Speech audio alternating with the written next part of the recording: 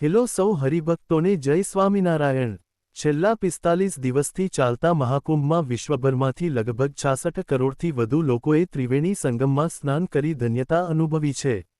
પરંતુ સંજોગો વસાત જે ભાવિક ભક્તો લાભથી વંચિત રહી ગયા છે તેઓ પણ આસ્થાના પર્વ અને આત્માને ગર્વરૂપી સ્નાન કરી શકે તે માટે તારીખ 26 ફેબ્રુઆરી 2025 મહાશિવરાત્રિના દિવસે બીએપીએસ સંસ્થાએ વિશ્વવિખ્યાત આધ્યાત્મિક ગુરુ બ્રહ્મસ્વરૂપ પ્રમુખ સ્વામી મહારાજના પ્રાગટ્ય સ્થાનના પ્રસાદી તળાવ નારાયણ સરોવરમાં અટલાદરા સ્થિત બીએપીએસ શ્રી સ્વામિનારાયણ મંદિરના પૂજ્ય સંતો ખાસ પ્રયાગરાજથી લાવેલ ગંગા, જમુના અને સરસ્વતીના ત્રિવેણી સંગમના પવિત્ર જળકુંભનું મંત્રોચ્ચાર દ્વારા પૂજન કર્યું હતું।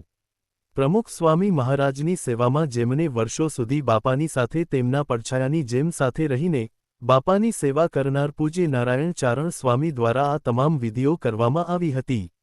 આ સાથે નારાયણ સરોવર પરિસરમાં કળશ યાત્રા કાઢવામાં આવી હતી। જળાભિષેક સમયે સરોવરની સમગ્ર પરિક્રમા તથા સરોવર મધ્ય પ્રમુખ સેતુ પર હાજર હજારો ભાવિક ભક્તોએ પૂજ્ય સંતો સાથે સંગમના જળને રેવા નીરમાં વહેતું કર્યું હતું અને આ મહાન તીર્થની મહાઆરતી કરવામાં આવી હતી।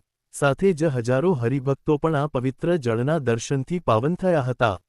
આજથી જ ચાણસદમાં આવતા તમામ ભાવિક ભક્તો અહીં પવિત્ર સ્નાન કરીને લાભ લઈ શકશે। આપણે સૌ જાણીએ છીએ કે સનાતન ધર્મનો બહુ જ મોટો ઉત્સવ એવો મહાકુંભ છેલ્લા 45 દિવસથી પ્રયાગરાજની અંદર ચાલી રહ્યો છે અને સરકારને તો અપેક્ષા 45 કરોડની હતી, પરંતુ આજે પણ સનાતન ધર્મની અંદર ભક્તિ ભાવના એટલી જીવંત છે કે લગભગ 60 કરોડથી વધુ લોકો ત્યાં પધાર્યા, પાવન થયા। આ ગંગાનો મહિમા એટલો બધો છે કે લોકો આજે ઘરોઘર ગંગા જળ ભારતની અંદર રાખે છે અને જે ન જઈ શક્યા એ લોકોએ દર્શનથી વિડીયો દ્વારા સુખ માણ્યું અને ઘણા બધાને મનની અંદર એક પ્રકારનો સંકોચ પણ રહ્યો કે આપણે જઈ ન શક્યા। એટલા માટે આજે જે સંતો અહીંયા બીએપીએસ સંસ્થાના અટલાદરાના ત્યાં ગયા હતા, ગંગાજળ ત્યાંથી ખૂબ સારી માત્રાની અંદર લઈ આવ્યા છે અને આજે આ ચાણસદની અંદર નારાયણ સરોવરની અંદર એ જ ગંગાજળનો અભિષેક વિધિ થવાનો છે। આમ તો જ્યારે ચાણસદ સરોવરનું જ્યારે ઉદ્ઘાટન થયું ત્યારે આની અંદર તમામ પ્રાસાદિક તીર્થો અને નદીઓ 108 થી વધુ તેનું પ્રાસાદિક જળનું સિંચન થયું જ હતું, પરંતુ ઘણા લોકો ગંગા જળ જે સંગમનો મહિમા છે તેના સ્થાનથી વંચિત રહ્યા હોય તે લોકોને સંતોષ થાય અને અહીંયા સ્નાનનો લાભ પ્રાપ્ત થાય તે નિમિત્તે આજે આવો શુભ અવસર અહીંયા પ્રાપ્ત થયો છે। આજે ગંગા યમુના સરસ્વતીનો ત્યાં સંગમ સ્થાન હોય છે।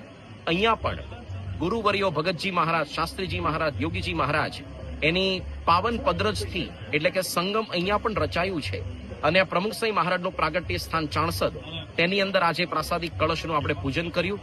ત્યારબાદ મહિલાઓએ તે લોકોએ સમગ્ર નારાયણ સરોવરના પરિસરની અંદર પરિક્રમા ફરીને કળશ યાત્રા કાઢી છે। અત્યારે બહુ જ મોટી સંખ્યાની અંદર હરિભક્તો અહીંયા ઉપસ્થિત થયા છે। અહીંયા પૂજન વિધિ થશે અને ત્યારબાદ કળશ પૂજન કરીને 18 ઘૂમટીઓ જે નારાયણ સરોવર ફરતે આવી છે ત્યાંથી માંડીને સમગ્ર પરિક્રમાની અંદર ઘણા બધા હરિભક્તો સંતો ઉપસ્થિત રહીને આજે આ જ પ્રાસાદિક જળનું અહીંયા અભિષેક વિધિ કરશે, જેનાથી નારાયણ સરોવર વધુ પાવન થશે। આજે મહાશિવરાત્રીનો પવિત્ર દિવસ છે। ભગવાન સ્વામિનારાયણની આજ્ઞા છે કે શિવરાત્રીના દિવસે શિવજીનું પૂજન દરેક મંદિરની અંદર કરવું। આજે અટલાદરા મંદિરમાં પણ સંધ્યા આરતી પછી 7:15 વાગે શિવજીનું પૂજન થશે, જેની અંદર મોટી સંખ્યામાં હરિભક્તો ઉપસ્થિત રહેશે। બીએપીએસના તમામ મંદિરોની અંદર શંકર પાર્વતી અવશ્ય હોય જ છે, સાથે સાથે ગણપતિજીનું પણ સ્થાપન કરવામાં આવતું હોય છે અને સ્વામિનારાયણ સંપ્રદાયના તમામ આશ્રિતો મહાશિવરાત્રીના દિવસે સમગ્ર દિવસ દરમિયાન ફળાહાર કરે છે। એ રીતે આપણે ભક્તિભાવપૂર્વક આ ઉત્સવ ઉજવીએ છીએ। તો ઉત્સવ ત્રિવેણીનો આપણે ખાસ લાભ પ્રાપ્ત કરીએ અને નારાયણ સરોવરની અંદર ભવિષ્યમાં સ્નાન કરીને આપણે પાવન થઈએ એવી આપ સૌને પ્રાર્થના।